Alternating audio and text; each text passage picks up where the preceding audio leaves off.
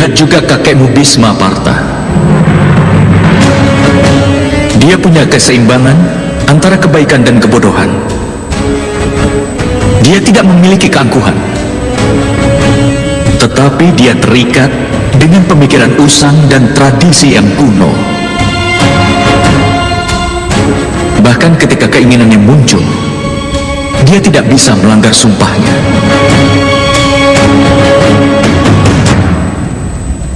Lihatlah Guru Drona. Dia memiliki baik pengetahuan maupun keangkuhan. Pengetahuan membebaskan manusia, tetapi keangkuhannya tidak membiarkannya mencapai kebebasan.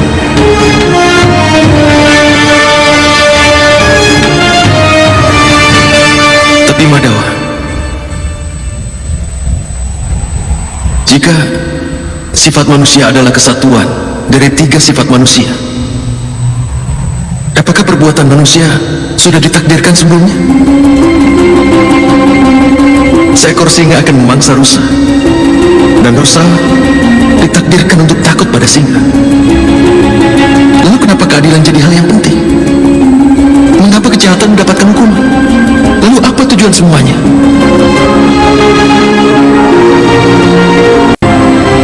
Sebuah pertanyaan yang bagus, Partha.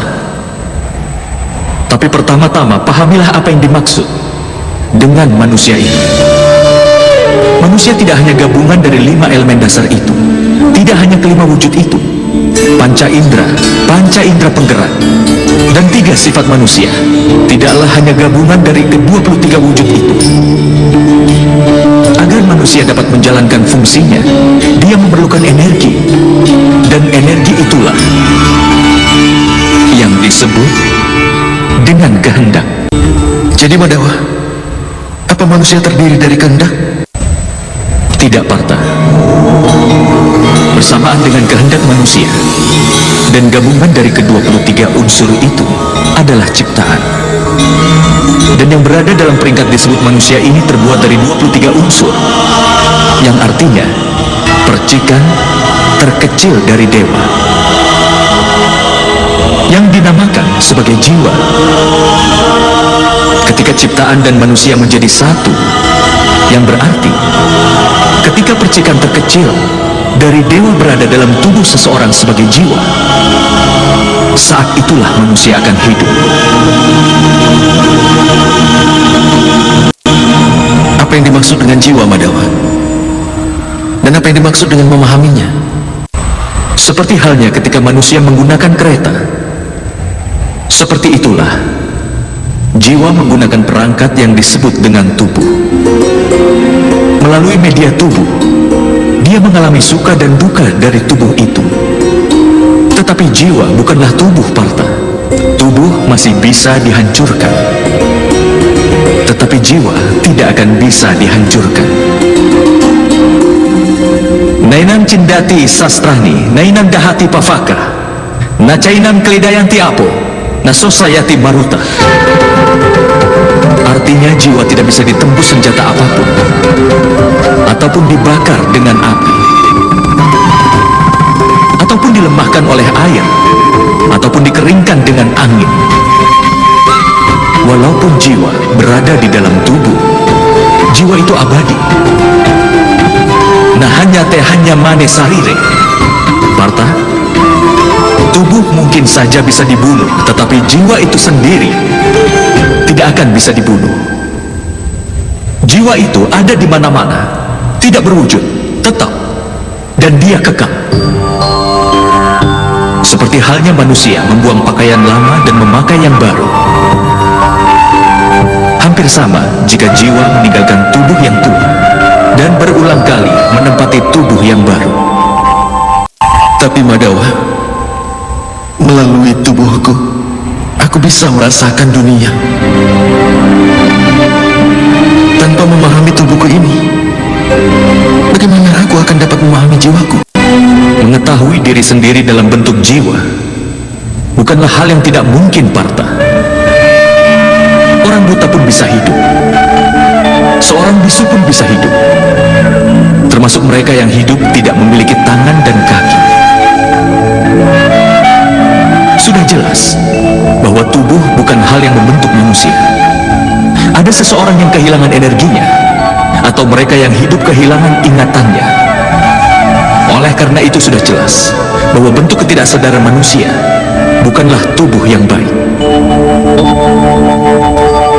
Seseorang yang menjelajahi dirinya dengan cara seperti ini, aku bukanlah indera, juga bukan tubuh, juga bukan perasaan, bukan juga pemikiran, atau bukan juga pendapat. Orang yang bisa memahami hal ini akhirnya akan dapat memahami dirinya dalam bentuk jiwa.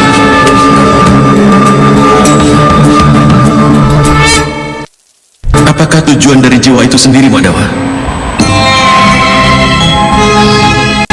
Ketika ciptaan tersebut terpisah, dan ketika manusia dan alam diciptakan, maka manusia yang adalah bagian dari dewa menjadi jiwa dan berdiam dalam setiap wujud penciptaan.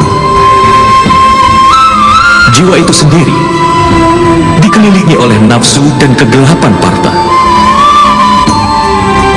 Terbangun dari lelapnya nafsu belaka dan memahami dirinya sebagai bagian dari dewa adalah sebuah tugas, tujuan, dan tekad jiwa itu sendiri. Tapi Madawa, jika setiap jiwa adalah bagian dari dewa, apa perkembangan dan kemunduran dikendalikan sendiri oleh dewa?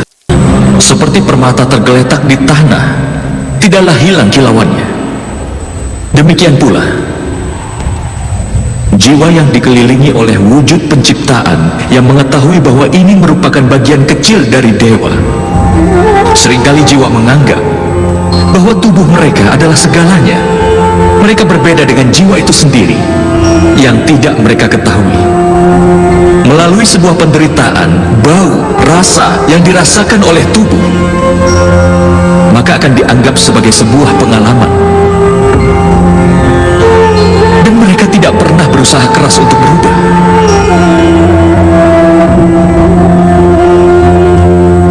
Jiwa yang tidak mau berusaha keras untuk berubah dan tetap melakukan ketidakadilan, mengingatkan dan menghukum mereka adalah hal yang tidak bisa dihindari.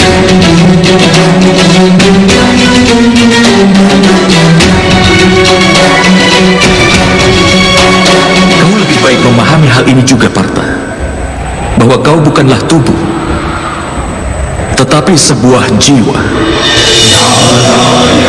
Setiap prajurit yang ada di medan pertempuran ini tidak seperti yang ada di dalam pikiranmu. Mereka semua telah tinggal di dalam tubuhnya untuk beberapa waktu. Tubuh mereka akan mati, tetapi jiwa mereka semua abadi. Mereka akan menempati tubuh baru lagi sampai mereka tidak menyadari dirinya sebagai jiwa yang murni, sampai mereka menyerahkan ketidakadilan dan mencamkan keadilan ke dalam dirinya. Mereka akan terus lahir dan kemudian mati. Ini adalah pelajaran pertama dari Brahma Widya, Partha. Mereka yang lahir sudah dipastikan akan mati. Dan bagi mereka yang telah mati, sudah pasti akan dilahirkan kembali. Pengetahuan ini disebut dengan Samkhya Yoga.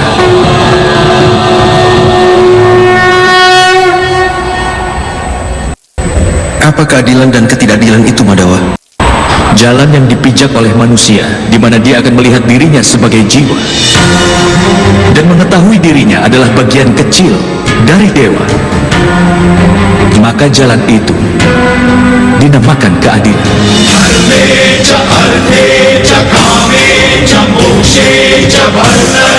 Ketika manusia mengetahui bahwa dirinya adalah bagian kecil dari dewa, maka dia akan mendapatkan pencerahan bahwa dia itu ciptaan dewa dan dewa adalah penciptanya. Tidak ada perbedaan di antara ciptaan dan dewa.